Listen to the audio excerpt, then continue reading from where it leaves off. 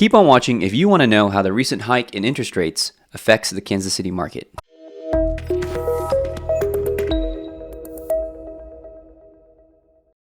Hey Steve, thanks for joining us today. Of course. Steve, if you don't know, is one of the mortgage brokers or mortgage lenders that I really trust and really kind of refer customers to.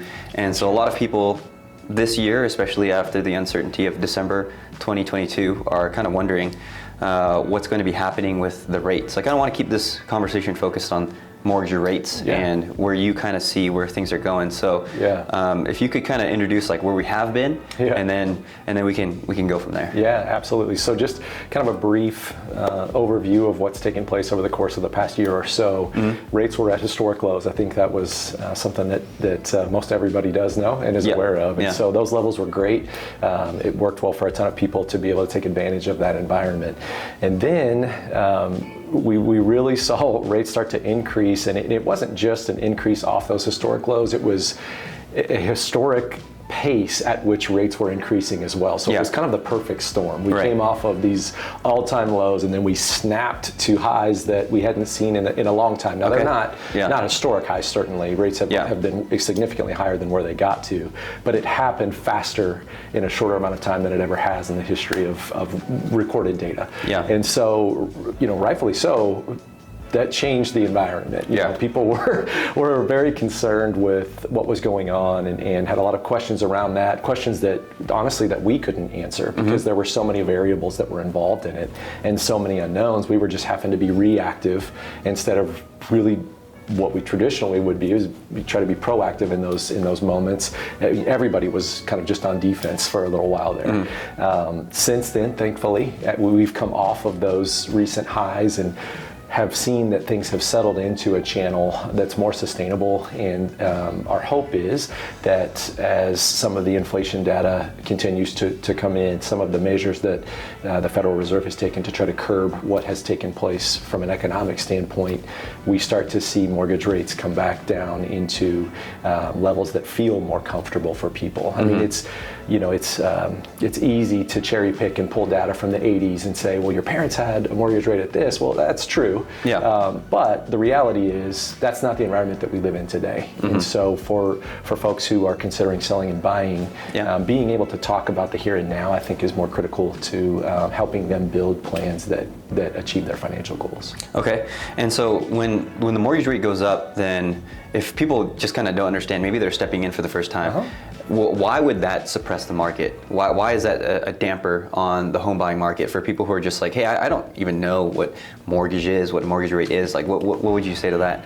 Yeah, so I think the easy answer there is when rates go up the way that they have, we have a significant portion of homeowners, current homeowners, who were able to get into mortgages either through purchase or refinance over the course of the past 2 years at those historic low levels.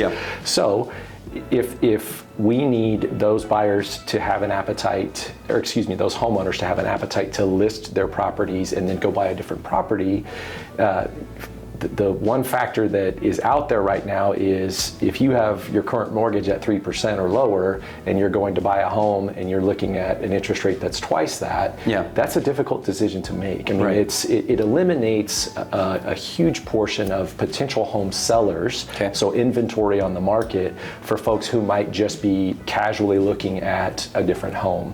Now, you're still going to have people who are changing jobs or changing cities, families that are growing, so they need an extra bedroom or two. There's still situations where there's going to be some movement in the market, but what we have lost because of the environment of mortgage interest rates is that home seller who's thinking, hey, maybe we'll take a look at this neighborhood, or we've always wanted to live over here for just whatever reason. They're considering a little bit more thoroughly, well, we'd be giving up this mortgage that we have at this rate to go get one at this rate. So I think that's impacted inventory, certainly. And when inventory is squeezed, then it sort of sets off this chain reaction of people thinking, well, if I list my house, it will sell quickly because there's not a lot of inventory out there, but then what am I going to go buy next? What am I going to buy? Yeah. So for people who don't understand in terms of what we can project as professionals in the real estate industry, what can we actually look at to be as pointers? Because I think a lot of people were expecting the suppression of the housing market to last into the new year, right? And at least for me, I don't know about you, but I've kind of seen that there's a lot more competition out there than maybe I would have expected, even in January. Yeah. And it hasn't heated up yet. So how do people who are saying, hey, what is going to happen with the real estate market and all that kind of stuff, like, is it impossible to predict? Can we look at certain factors or indicators? Yeah, that's a great question, and I think the thing recently that has thrown curveballs to people in the industry is that some of the traditional indicators are not lining up in ways that they have historically. Okay. So by that I mean there are so many variables because the talk obviously is you're coming out of the pandemic, you're still recovering from a lot of those things, and that complete shutdown of the economy and trying to recover and pull ourselves out of that has created an environment where some of what we would anticipate or expect to see based on market indicators has just not lined up the way that it would have prior to going into that. I mean, we're seeing things still that we've just never seen before. Okay. So I think, there was a lot of talk last year about, hey, we'll get past the new year, things will ease, and it hasn't happened quite yet. I think there's still some optimism out there that it will. Certainly when you get into what most people would refer to as the spring market, warmer weather, people are out and about more. It makes a little bit more sense for folks to visualize themselves moving at that time. I think that there's still optimism that will unleash a little bit of the pent-up inventory problem that we've had. That being said, like you just said, I mean, it's prediction, right? I mean, we can't guarantee anything happening in the future.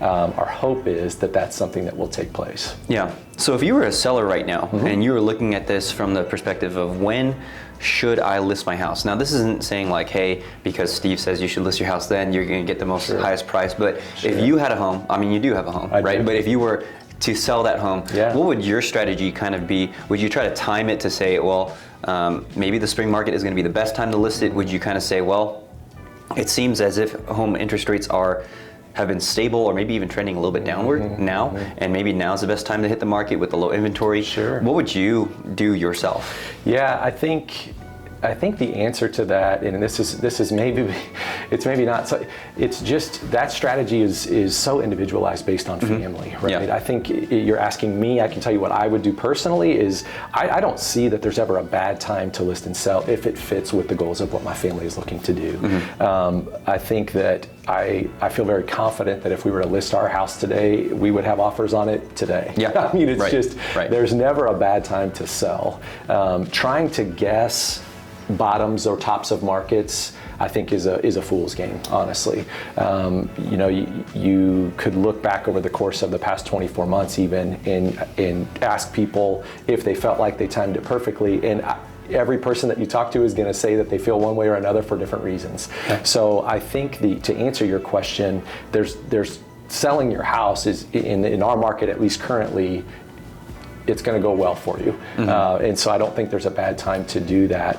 I think that, again, kind of what we talked about previously, it just depends on the why behind it. What do you need to accomplish in the move? One other thing to keep in mind is if interest rate has been something that is become a factor for people, and we do see that rates have stabilized and maybe there's even some potential for them to continue to improve. I mean, at this point, the refinance process has become so easy and so fast that if there's a house that you want to go get, you can go get that home knowing that 6, 8, 10 months from now, if the rate environment has continued to improve, you can refinance that for little to no money out of pocket, and you're looking at putting yourself in position for a better long-term loan for the entirety of the home ownership. Yeah, and so for conclusion for buyers, especially the buyers who are looking in the really attractive areas in the KC Metro, like the people who are going to the Johnson County for the starter homes, like the $300,000 starter home in Johnson County, or if you're looking at like maybe a $250,000 home up in the Northland, right? That's like pretty standard price point for that area. What would you tell them to expect in this coming market? Because at least for me, I'm seeing already multiple offers on the first day. Yes. Are you kind of seeing the same thing on your end with loan applications for those kinds of price points? Yeah, I would agree with that wholeheartedly. I think it's still very competitive, and then that's like you said, it's kind of across the KC Metro. It's not specific to one pocket of town. I think when listings are going up, there are multiple people who are interested because I think the messaging has gotten out there that it's trying to predict and guess at what's going to happen. People have just seen that it's not.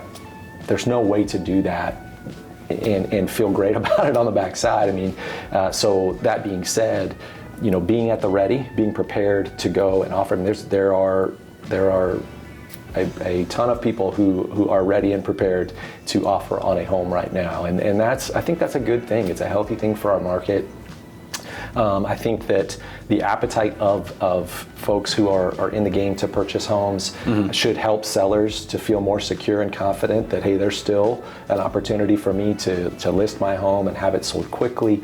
And certainly, as that starts to loosen up and as more homes hopefully come on market, it makes it it builds out a healthy environment for our industries, for people to be able to go and find homes that will meet the needs of their families. Okay, and in terms of longer term predictions, I mean, we'll do this once in a while and just kind of keep people updated. Yeah. But in terms of longer term predictions, at least for me, it's kind of throwing my hat in the ring and revealing my cards. I think that the KC Metro is poised to resist as high of swings as you might see on the coasts or any of those areas. In terms of the desirability of the area, in terms of it being right in the heartland. I think you have a lot of people who are finding out that for long term, this is a great place to raise families. You have a lot of people who are coming in for new jobs and new opportunities as we're building everywhere now. So at least for me, my message to people is, hey, if you're thinking that the housing market is going to crash, or you're reading these Yahoo News articles or something like that, I think that KC is pretty insular in terms of the uniqueness of its position. What would you say to that? I agree 100%, and I think there's several factors that tie into that for us, in that the popularity of being able to work from home, not needing office space, not needing to feel like you have to be in a specific location to make sure that your occupation is, I've got to be at this place to have a chance to do this job. That's just old news at this point. I mean, every industry has figured out ways for people to work remotely. So then it becomes if I can work from anywhere, why do I want to pay California's taxes if I can go do that job and live in Missouri and pay those taxes, or on the Kansas side, whatever it may be. So we're seeing a lot of that. Folks coming from California, Utah, some of those, they're just starting. It makes more sense financially to be here. And for those reasons and many others, I would agree with you that we're not going to see the turbulence that the coasts experience, because we are insulated from that. I think there's a lot of things about this specific part of the country that makes it a very desirable location. I mean, for both businesses to move to. I mean, it's affordable, right? I mean, just calling it what it is. And so then if they're bringing business here, opportunity for employees to come and be around that exists as well. And so I think that there's a sense of security that exists here that may not exist on the coasts. Steve is a mortgage lender that I trust.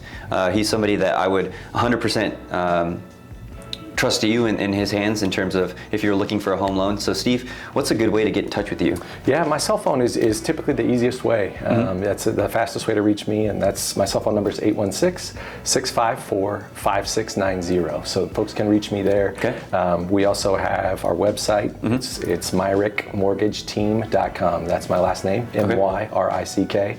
mortgageteam.com, so they can reach me there. It'll have all my contact information, email, and all of that. Okay, so I'm going to put both of those in the description of any media that you're consuming this on, so you can find a way to reach Steve. So thanks.